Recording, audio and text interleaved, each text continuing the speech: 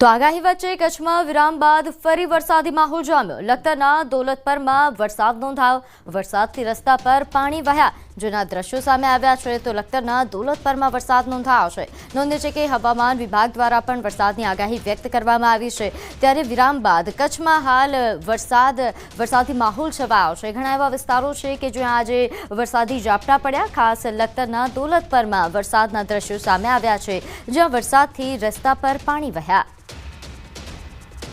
તો ફરી એકવાર વિરામ બાદ વરસાદી માહોલ નોંધે છે કે હવામાન વિભાગ દ્વારા પણ વરસાદી આગાહી કરવામાં આવી હતી। ખાસ કરીને 16 ઓગસ્ટથી આગાહી વ્યક્ત કરવામાં આવી હતી, પરંતુ કચ્છમાં અત્યારથી જ વરસાદી માહોલ જામ્યો છે।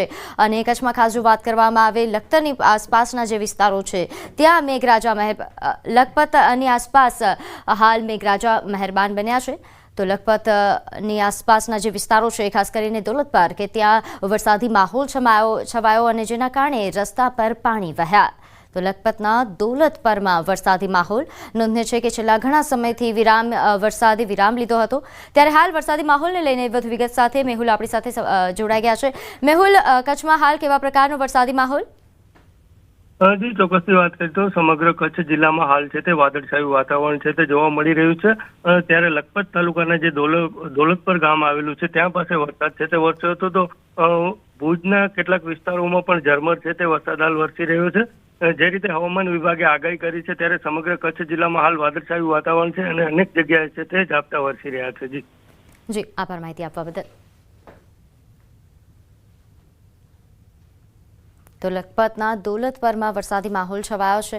નોંધે છે કે કચ્છમાં હાલ વરસાદી માહોલ સર્જાયો। ખાસ કરીને જો વાત કરવામાં આવે આસપાસના વિસ્તારો જે પાણીથી જળમગ્ન બન્યા। તો ગીર સોમનાથના કોડીનારમાં પણ ધોધમાર વરસાદ નોંધાયો। શહેરના મુખ્ય રસ્તાઓ પાણીથી ભરાયા। પાણી દરવાજા શુગર મિલ રોડ પર પાણી ભરાયા છે। તો એસટી ડેપો નજીક પણ પાણી ભરાયા હોવાની સમસ્યા સામે આવી। રસ્તા પર પાણી ભરાતા વાહન ચાલકોને મુશ્કેલીઓ પડી રહી છે।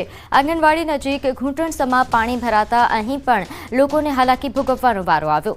તો ગીર સોમનાથમાં હાલ વરસાદી માહોલ છવાયો છે। ખાસ કોડીનારના દ્રશ્યો સામે આવ્યા કે જ્યાં ઠેર ઠેર પાણી ભરાવાની સમસ્યાઓ સામે આવી છે, જેના કારણે વાહન ચાલકો મુશ્કેલીમાં મુકાયા છે। ખાસ અહીં આંગણવાડી નજીક ઘૂંટણસમાં પાણી ભરાતા લોકોને હાલાકી ભોગવવાનો વારો આવ્યો। આ ઉપરાંત જે મહત્વના રસ્તાઓ છે ત્યાં પણ આ જ પ્રકારની સ્થિતિ જોવા મળી। તો ગીર સોમનાથમાં વરસાદી માહોલ। કાંઠા વિસ્તારના ગામડાઓમાં વરસાદ વિરામ બાદ ફરીથી અહીં વરસાદી માહોલ છવાયો છે। વરસાદથી ખેડૂતોમાં ખુશી છવાઈ છે। દીવ, કોડીનાર, ઉના વિસ્તારમાં વરસાદી માહોલ છવાયો।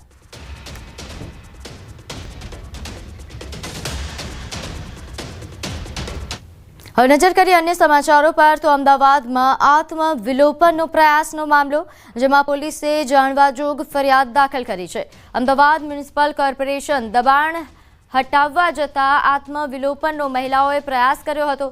આત્મવિલોપનનો પ્રયાસ કર્યો કે જે બાદ જે કાર્યવાહી શરૂ થઈ છે। ગઈકાલે અમદાવાદ મ્યુનિસિપલ કોર્પોરેશને બંદોબસ્ત માંગ્યો હતો। આ ઉપરાંત એમસીની ટીમ બંદોબસ્ત વગર પહોંચી હતી અને જેના કારણે આ પ્રકારની પરિસ્થિતિ સર્જાઈ। અહીંના જે સ્થાનિક લોકો છે તેમના દ્વારા એમસીની ટીમ પર હુમલો પણ કરવામાં આવ્યો, ગાડીઓને નુકસાન પહોંચાડવામાં આવ્યું।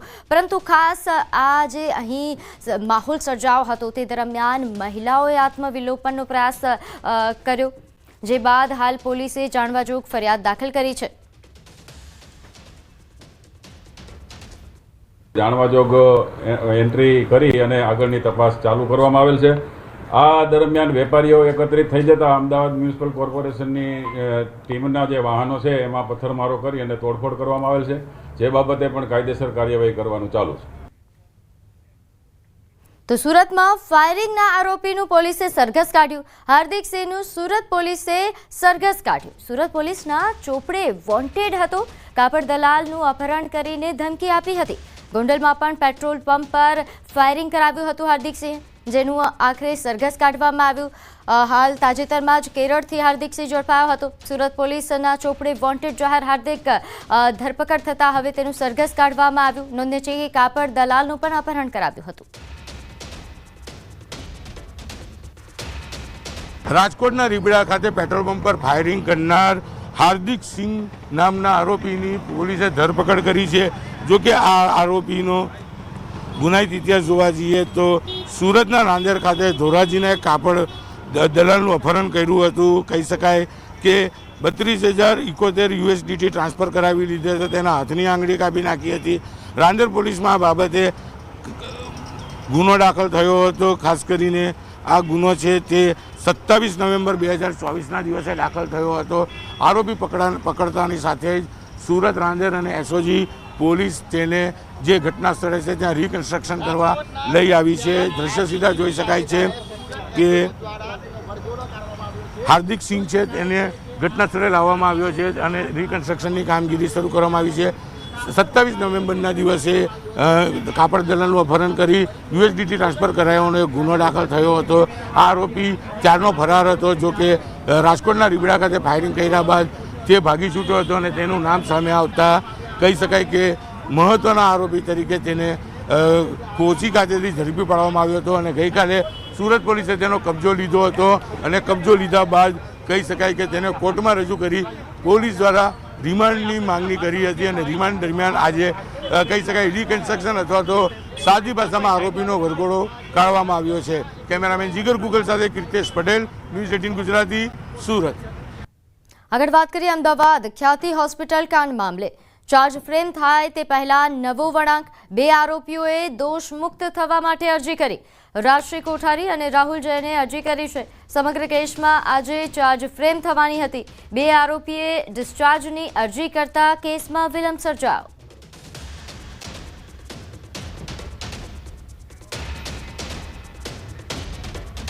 વડોદરામાં સેન્ટ્રલ યુનિવર્સિટીમાં હોબાળાનો મામલો. યુનિવર્સિટીએ મેસનો કોન્ટ્રાક્ટ રદ કર્યો. 2 દિવસમાં ટેન્ડર પ્રમાણે બીજા કોન્ટ્રાક્ટરને અહીં આપવામાં આવશે કોન્ટ્રાક્ટ. નોંધે છે કે બ્રેડ અનાજમાં જીવડા દેખાતા હોબાળો થયો હતો. વિદ્યાર્થીઓના હિતમાં યુનિવર્સિટીનો નિર્ણય છે. છેલ્લા 15 દિવસથી વિદ્યાર્થીઓ રજૂઆત કરી રહ્યા હતા અને આખરે આ મહત્વપૂર્ણ નિર્ણય લેવાયો.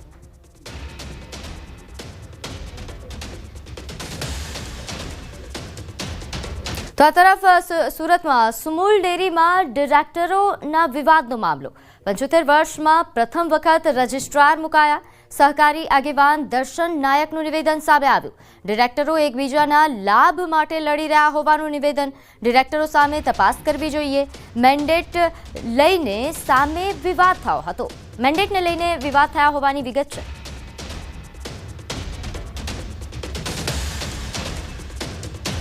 આજે જે રાજ્ય સરકાર દ્વારા જે કસ્ટોડિયનની નિમણૂક કરવામાં આવી છે એ સુમુલના 75 વર્ષના ઇતિહાસમાં સહકારી સંસ્થાના સભાસદોના હિતમાં અને જે લોકોએ ભૂતકાળમાં સંસ્થાને વર્તુળ બનાવવાનું કામ કર્યું એવા લોકોની કામગીરી ઉપર આજે કલંકરૂપ ઘટના બની છે. દાહોદમાં ખાતરના વેપારીનું લાયસન્સ રદ થયું. સરકારી ભાવથી વધારે ભાવ વસૂલતા કાર્યવાહી કરાઈ. વધુ ભાવ વસૂલવાનો વિડીયો વાયરલ થયો હતો.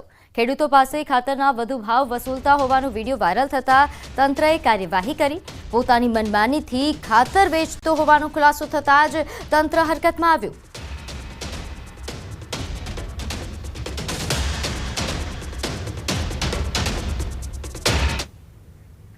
તો સુરતમાં ભારે વાહનોના અકસ્માતને લઈને ટ્રાફિક પોલીસે કાર્યવાહી કરી. પોલીસે મનપાની કચરાની 20 ગાડી ડિટેઇન કરી દંડ ફટકાર્યો. એસએમસીની ગાડીઓ સામે પણ પોલીસે મોટી કાર્યવાહી કરી છે. ટ્રાફિક પોલીસની ઝુંબેશમાં મનપાની ગાડીઓમાં જ બેદરકારી સામે આવતા આ કાર્યવાહી કરાઈ. ડ્રાઈવર પાસે લાયસન્સ ન હોવાની વિગત પોલીસે મનપાના જ વાહનો ડિટેઇન કર્યા. નોંધે છે કે અહીં સાથે જ નંબર પ્લેટને લઈને પણ બેદરકારી આ લોકો દાખવતા હતા અને જે બાદ આ કાર્યવાહી થઈ. એસએમસીની તમામ ગાડીઓને આજે જે ગાર્બેજીસ લઈ જતી હોય છે એને ચેકિંગ કરવામાં આવેલું, જેમાંથી 20 જેટલા વાહન ચાલકો છે તેમની પાસે લાયસન્સ ન હતા. અમુક ડ્રાઈવરો પોતાનો સીટ બેલ્ટ બાંધતા ન હતા. અમુક ગાડીઓ જે કચરામાં જતી હોય છે એના નંબર પ્લેટ દેખાતી ન હતી. આવી તમામ વાહનો વિરુદ્ધ કાયદેસરની કાર્યવાહી કરવામાં આવી છે અને 20 જેટલા વાહનોને અમે ડિટેન કરી તેઓને ગોડાઉને મોકલી આપવામાં આવેલ છે. આગામી 10 સપ્ટેમ્બરે અમૂલ ડેરીની ચૂંટણી યોજાશે. 12 સપ્ટેમ્બરે અમૂલ ડેરીના કાર્યાલયમાં જ મતગણતરી હાથ ધરાશે. છેલ્લી ટર્મમાં ભાજપનું અમૂલમાં શાસન હતું, ત્યારે અમૂલ ડેરીમાં સત્તા જાળવી રાખવા માટે હવે ભાજપ આણંદ જિલ્લા સંગઠન કામે લાગ્યું છે અને બેઠકોનો દોર પણ શરૂ થયો છે. ભાજપ કાર્યાલયમાં ભાજપના સંગઠન પ્રમુખ સહિત કાર્યકરોની બેઠક કરવામાં આવી રહી છે. ઉલ્લેખનીય છે કે આણંદ સ્થિત ખેડા જિલ્લા દૂધ ઉત્પાદક સંઘ લિમિટેડની સ્થાપના 79 વર્ષ પૂર્વે થઈ હતી, જેના થકી દૂધ ઉત્પાદનના વ્યવસાયમાં પશુપાલકોને આકર્ષક રોજગારી મળતી થઈ અને આજે અમૂલની ફક્ત દેશમાં જ નહીં પરંતુ વિદેશમાં પણ બોલબાલા છે.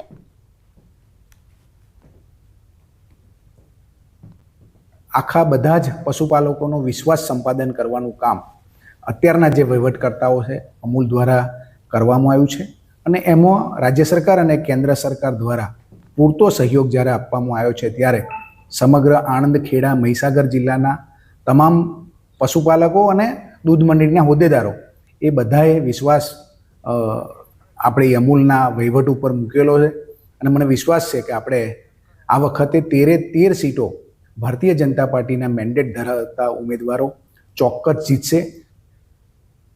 લક્ઝરી બસો પર ગેરકાયદેસર કેરિયર લાગેલા હશે તો આરટીઓ વિભાગ કાર્યવાહી કરશે. આરટીઓ વિભાગે અલગ અલગ સ્થળ આઈડેન્ટિફાઈ કરી બસ માલિકોને 8 લાખ જેટલો દંડ ફટકાર્યો છે. બસની છત પર કેરિયર રાખવાનો કોઈ પણ પ્રકારની મંજૂરી આપવામાં નથી આવી.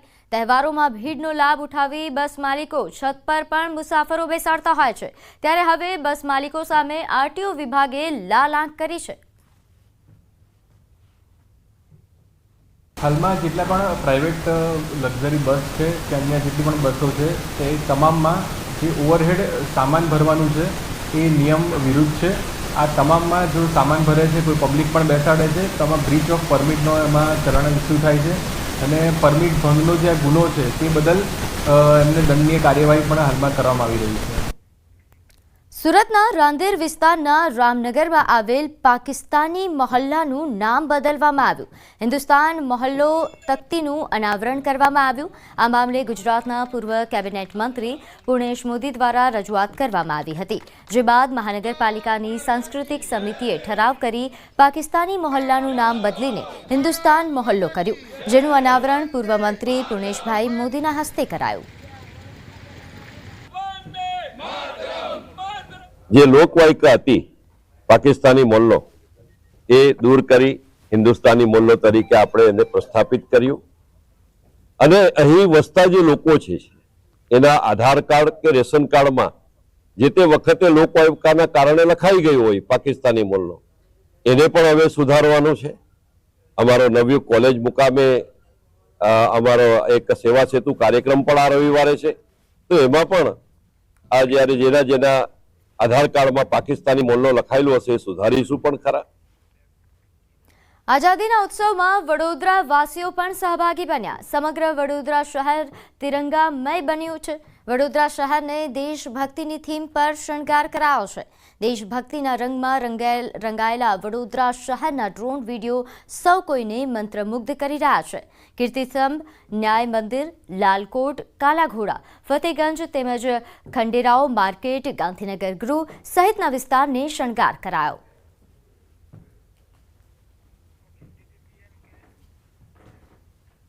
વિધાનસભાના અધ્યક્ષ શંકરભાઈ ચૌધરીની ઉપસ્થિતિમાં થરાદ શહેર ખાતે ભવ્ય તિરંગા યાત્રા યોજાઈ, જેમાં મોટી સંખ્યામાં લોકો જોડાયા હતા. હર ઘર તિરંગા, હર ઘર સ્વચ્છતા, સ્વચ્છતા કા ઉત્સવ, સ્વચ્છતા કે સંગ ની થીમ સાથે આ યાત્રા નીકળી હતી. તિરંગા યાત્રા રેફરલ 3 રસ્તા થરાદ ખાતેથી લઈને હનુમાન ગોડાઈ ચોક સુધી યોજાઈ, જેમાં 1000 ફૂટ લાંબો રાષ્ટ્રધ્વજ આકર્ષણનું કેન્દ્ર બન્યો હતો. સાથે જ પોલીસ જવાનો દ્વારા પોલીસ બેન્ડ, ઘોડેસવારી પ્લાટૂન સહિત દરેક નાગરિકના હાથમાં રાષ્ટ્રધ્વજ સાથે ભારત માતા કી જય અને વંદે માતરમના નારા સાથે થરાદ નગર દેશભક્તિના રંગે રંગાયું હતું. હર ઘર તિરંગા આજે થરાદ જાણે તિરંગામય થઈ ગયું હોય, દેશભક્તિના રંગે રંગાયું હોય તેવું દરેક નાગરિકો હજારોની સંખ્યામાં આજે બહાર આવ્યા, સાથે જોડાયા. તેમજ તિરંગા યાત્રાનું ભવ્ય સ્વાગત ફૂલ પુષ્પોથી કર્યું. અલગ અલગ એની પરંપરાઓ પ્રમાણે પાઘડી સહિતનું સ્વાગત કરીને ફુલારોથી તિરંગાનું આન બાન અને શાન જળવાય તે પ્રમાણેનું સ્વાગત કર્યું. તો ભુજમાં પણ ભવ્ય તિરંગા યાત્રાનું આયોજન કરવામાં આવ્યું. જિલ્લા કલેક્ટરના માર્ગદર્શન હેઠળ જ્યુબિલી સર્કલથી હમીરસર તળાવ સુધી મુખ્ય માર્ગો પર વિશાળ રેલી કાઢવામાં આવી.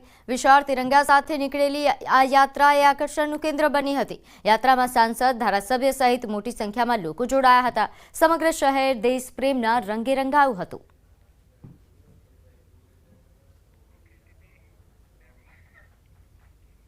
તાપી કે તારે કાર્યક્રમ અંતર્ગત ઇસરોની મુલાકાત લેનાર આદિવાસી વિદ્યાર્થીઓ સાથે શિક્ષણ મંત્રી કુબેર ડિંડોર અને મંત્રી મુકેશ પટેલે સંવાદ કર્યો, જેમાં વિદ્યાર્થીઓએ પોતાની ઇસરો મુલાકાતના અનુભવો રજૂ કર્યા.